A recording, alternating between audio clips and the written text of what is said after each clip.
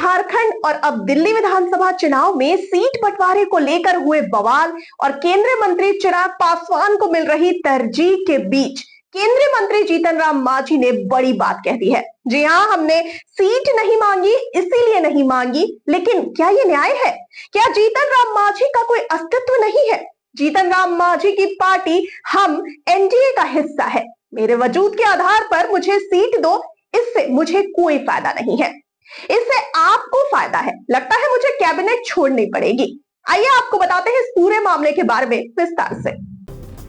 हालांकि अब मांझी ने कहा कि भ्रामक खबर प्रसारित की गई कि जीतन राम मांझी कैबिनेट से इस्तीफा देंगे। मैंने मुंगेर की सभा में हो रही देरी को लेकर कहा था कि आप लोग लेट कर रहे हैं, जिसके कारण मेरी फ्लाइट छूट जाएगी और मुझे कैबिनेट छोड़ना पड़ेगा।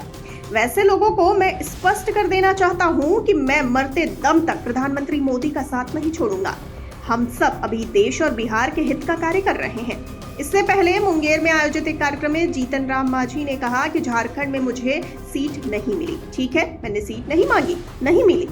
दिल्ली में भी सीट नहीं मिली। उन्होंने एनडीए के शीर्ष नेतृत्व की ओर इशारा करते हुए कहा कि वो कह रहे हैं कि हमने सीट नहीं मांगी, इसलिए नहीं मिली। लेकिन क्या ये न्याय है? क्या जीतन मांझी का कोई अस्तित्व नहीं है, इसलिए मुझे सीट नहीं मिली?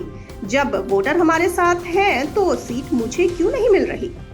जीतन राम मांझी ने रामायण की चौपाई का जिक्र करते हुए कहा कि ये हमारी भूख है, इसलिए हम मांग कर रहे हैं। हम तलवार बंदूक नहीं उठाएंगे। हमारे कार्यकर्ता 40 सीट की मांग कर रहे हैं। अगर बात बढ़ती है तो लगता है मुझे कैबिनेट छोड़ना पड़ेगा। मांझी ने कहा कि सीट से हमें कोई फायदा नहीं है। हम आप लोगों के लिए सीट मांग रहे हैं। आपको बता दें कि अभी हाल ही में हुए झारखंड विधानसभा चुनाव में हम पार्टी ने झारखंड में चुनाव लड़ने की पूरी तैयारी की थी। इसके लिए हम पार्टी ने एनडीए के शीर्ष नेताओं को अपनी भावनाओं से अवगत भी करा दिया था। आगे आपको बताते चलें कि इसके अलावा फरवरी में दिल्ली में होने वाले विधानसभा चुनाव को लेकर भी हम पार्टी ने चुनाव लड़ने की इच्छा जताई थी। जी हां, पार्टी की तरफ से यह भी कहा गया था कि दिल्ली में कुछ खास सीटों पर चुनाव लड़ने की अपनी तैयारी भी कर रही है।